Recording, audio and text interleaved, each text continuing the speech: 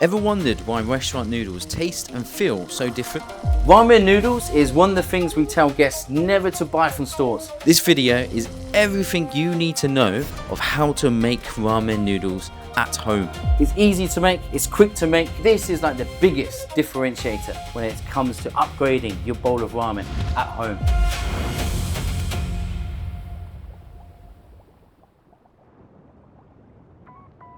Biggest difference between ramen noodles and pasta, I mean, they both essentially have the same thing, right? You've got your flour, you've got your water. I think most people expect that ramen noodles are egg noodles. We have alkaline noodles. That's the biggest difference between ramen noodles as well as egg noodles. We don't actually have egg in our noodles. Typically, it gives more of a bite to it. And you know how ramen noodles still have that yellow color to it? That derives from the alkaline. That's where it's called, it's alkaline noodles. The alkaline itself is called something called lye powder. It's something I'll go into a lot more depth about later on in the video, but just a heads up, that's the biggest difference when it comes to ramen noodles. Now, another really important thing about ramen noodles is going to be that it's flour noodle. So we here are using a high protein percentage flour. Generally speaking, you want a protein percentage of about 10 to 12%. This protein will react with your alkaline solution, giving you that springy texture and that yellowish color. In America, a really great alternative will be your King Arthur brand flour, specifically the bread flour. Really, really important that you have that high protein percentage in order for your reaction to take place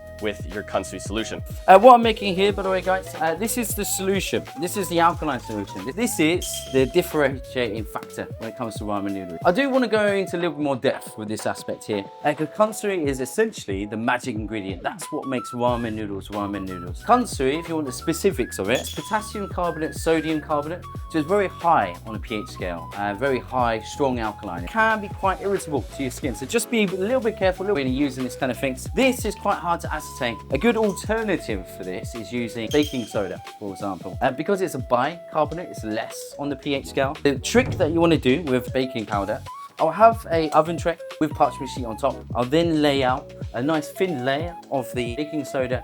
I'll then roast that in the oven about 180, 220, in between those two kind of degrees for about 20 minutes. The best way to know as to whether you've done it right with your home alternative for baking soda is the color of your noodles. When it reacts with the rye or the wheat, depending on what kind of flour that you're using, if it turns yellow, it means you've done it right.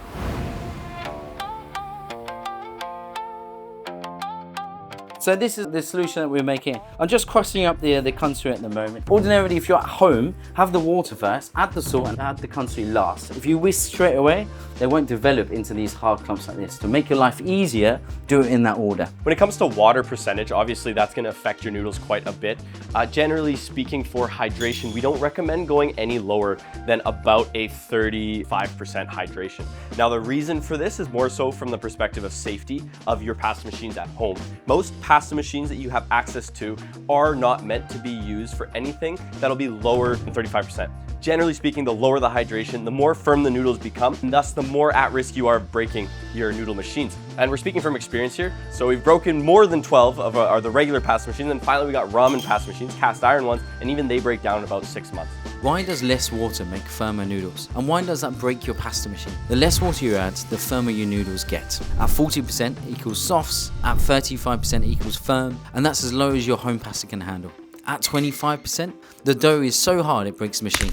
And we've done it 12 times. So that 35% is like the magic number, minimum. Any lower, you're done for. Your pasta machine is done for, yeah? And now, yeah, I really want to emphasize though, this percentage is again to do with pasta machines, not having specialized ramen pasta machines. You can go lower than this 35%, or you can go higher as well. So what I've got here, I've got our wheat flour that we were referring to earlier. This is about 125 grams. Typically, once we actually add the water and things, obviously it's going to weigh more. It's about the 145 grams worth of actual noodles when we're done with it. This is before boiling it, of course. It's good to know this kind of information because a lot of people learn ramen because it takes 2 days.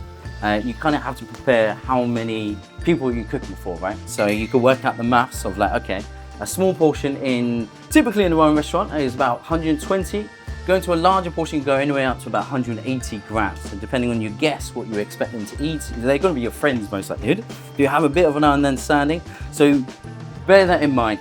This recipe or this amount that we're giving to you today, about 140 grams. It's usually like the average, the medium. Also, what we're going to do today, water percentages. We're going to do about 40%, 125 grams of flour here, and then I'm going to do 50 milliliters of water. Another really important thing when it comes to water is that you want to make sure it's ice cold water. Because ramen noodles are a low hydration noodle, you have to do everything you can to kind of help the hydration process. If you use ice cold water, it helps the water permeate more evenly through the flour. So today we're going to do 50 milliliters of this. Then we're going to have my kansui and the salt, if you don't mind. Add the salt first. An average rule, I should say, is 1%. So I've got 125 grams of flour over here. So I have 1.25 grams of both the salt and the kansui over here. So add our salt first. Give that a quick mix. The salt is a lot more soluble, so you don't have to do it as much. And now you will be able to see one level scoop of this, 1.25. As long as we whisk straight away, we don't have to worry about the clumps as much. This is going to be our alkaline solution. Really make sure that you're breaking up all of those bits of alkaline, because the kansui will taste horrible. You will get the flavor straight away if you keep it in clumps. This is our alkaline solution, this is our flour. Don't add it all in at once. Once again, helping that hydration process, yeah? So it's not a pasta, so we don't need a well. It'd be nice and flat. Add it in a circular manner this time around.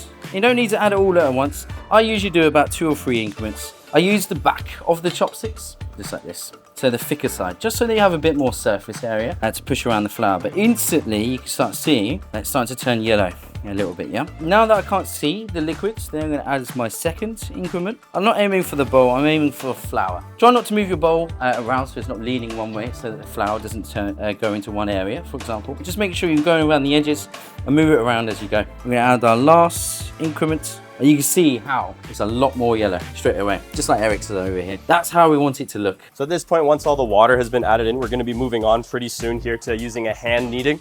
We're going to use 2 different techniques when it comes to the hand kneading. This is pretty much as well as I can get it mixed up with just the chopsticks here. It's a lot easier to mix in with the chopsticks at first, just so it's not sticking to you. But once it's like this, it won't really stick to you too much, and it's going to be a lot easier to work it with our hands, and you're going to get a lot more force out of it. So moving on here, I'm going to start kneading this with my hands. When it comes to hand kneading, you want to start by kneading with kind of a claw grip there, is what we like to call it. So you're separating out your fingers. That gives you 4 separate points of contact, which are going to be hydrating your dough a bit more evenly rather than making one giant clump of hydration first. It's going to give you kind of separate points. Once it comes together kind of naturally into one clump, that's when you'll switch to using the base of your palm and spin it as well as you push down. So give it a little gentle twist as you're pushing it down there. Once again, everything we're doing after the water starts to go in it is all focused on evening out our hydration. The more even our hydration, the easier our noodles will be to work with. In ramen restaurants, this bowl here, you never clean it. As you're going through, just get your clumps and you're just scraping the sides. So by the end of it, all the bits that are stuck to the actual bowl itself should come off. So just use that dough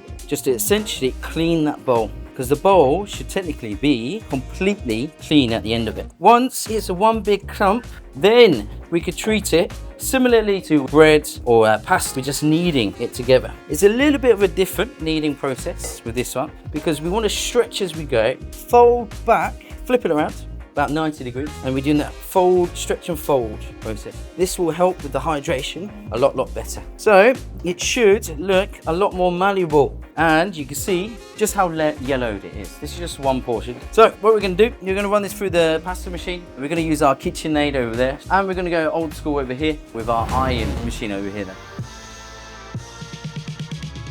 This is our KitchenAid, but you have to buy this separately. So this is the actual pasta attachments. This is pretty expensive, by the way. It's about $250. Question we get from customers sometimes is about the dough hooks. Can you use the dough hook to make your ramen pasta noodle, or would you advise against it? I'd advise against it because you can feel the process when it comes to the hydration. Just a dough hook, it doesn't help with the hydrations permeate evenly, is the best way to do it. Whereas if you're doing it by hand, it's a lot more even. And because it's such a low hydration thing, with like cake batter and things like that, you don't have to worry about it being a low hydration. So it's okay to use a dough hook. But yeah, when it comes to ramen noodles, yeah, I'd use your hands. I think when you come to like cooking, especially when you're doing it every day and doing it as a career in essence, we want to do the smallest little changes that make the biggest difference. You know, that's the biggest thing. It's like people who come to us to learn how to cook ramen in particular, it's It's not about the basis of making broth and things like that. It's all the tiny little tips and tricks that you learn from us in that manner. They're the ones that people take home. So that's why I like to always include those little bits, you know.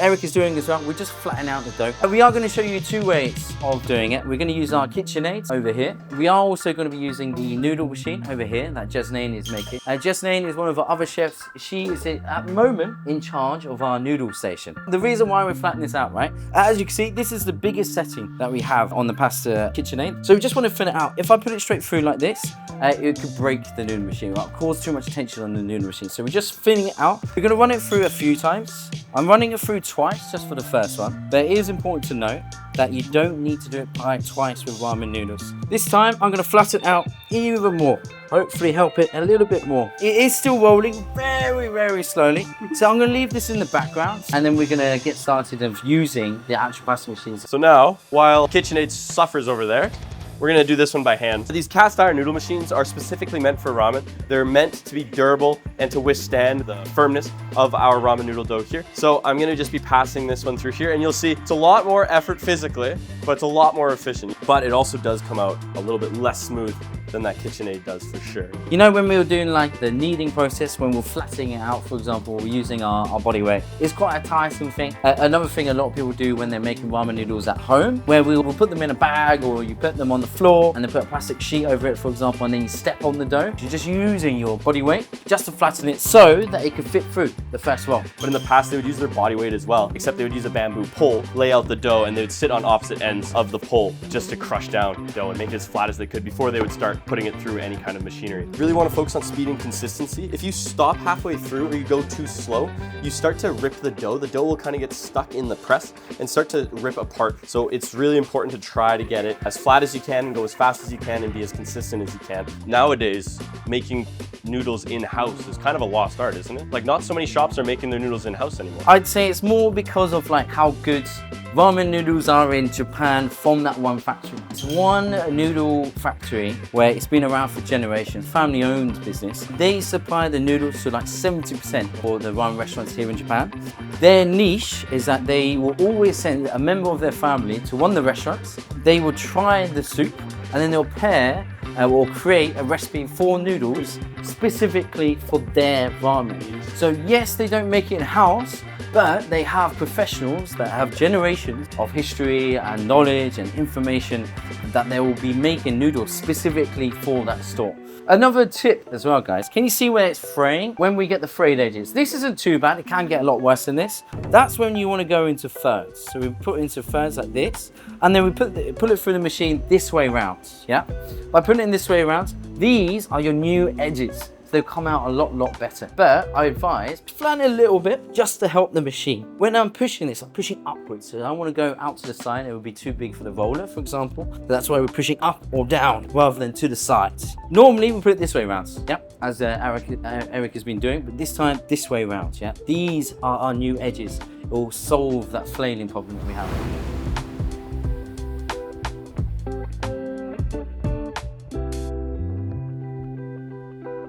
So we're getting to the last part of making noodles now. We've rolled through quite a few of these now. I've got 2 pieces over here. As you see on this one, we've got corn flour on it. Very important to use corn flour. It's just to stop the ramen noodles from sticking together. Typically, when you're making ramen noodles, when you're serving in a restaurant, for example, you usually let it sit for about a day, maybe 2 days. It helps with like the texture. It helps the gluten to activate a little bit more. So the texture is a lot better, a lot more of that bite that you get. But that's why you want to use corn flour, cornstarch, any kind of starch. Potato starch is fine. We use corn flour the most just because it dissipates completely. If you don't use corn flour, the noodles will stick together, especially if they're resting for like a day or 2, and it's really hard to actually get them in a really nice line when you're serving. So just get a nice little sprinkling of corn flour, dusting both sides. Make sure you do both sides because this is to stop them from sticking, and that is enough. Now, customers will ask us very frequently whether it's flour or cornstarch. You don't want to use flour at this stage, right? No, you don't want to use flour. Always make sure it's cornstarch. I would say you can use flour only if you're going to do it straight away. But the resting thing is very, very important. So these are now lightly dusted, so we're going to cut them both. Now, I want to note here when we're cutting our noodles, and what you're going to do is you're going to go a nice consistent speed. You don't need to go too fast here, but once you're about halfway, you can drape the noodles over the back of the machine, and then you're reaching into the front of the machine, and you're scooping those noodles up kind of like you're picking up hair. Now, it's really important at this point not to pull on your noodles.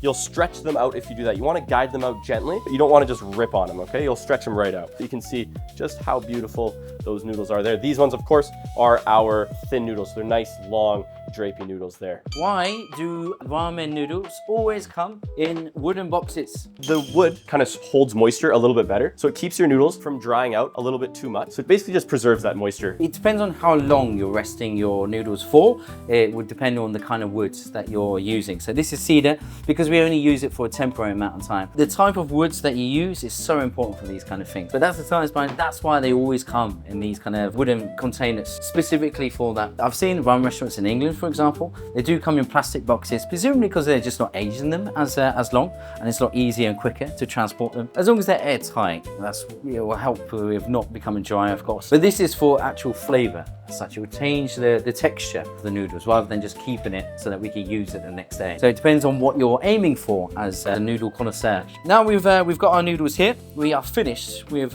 making our noodles for the day. But this is it. This is how nice the noodles come through. You can't see too much of a difference in terms of size. This is your thin noodles. These are your slightly thicker noodles. And the main difference is about the size at 0.2 and 0.4 milliliters.